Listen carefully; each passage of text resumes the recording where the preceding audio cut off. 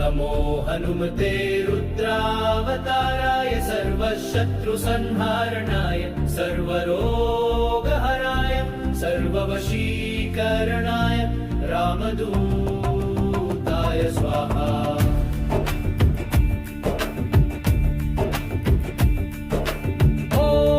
नमो हनुमते रुद्रावताराय सर्वशत्रुसंहारणाय सर्वरोगहराय सर्ववशीकरणाय रामदूताय स्वाहा।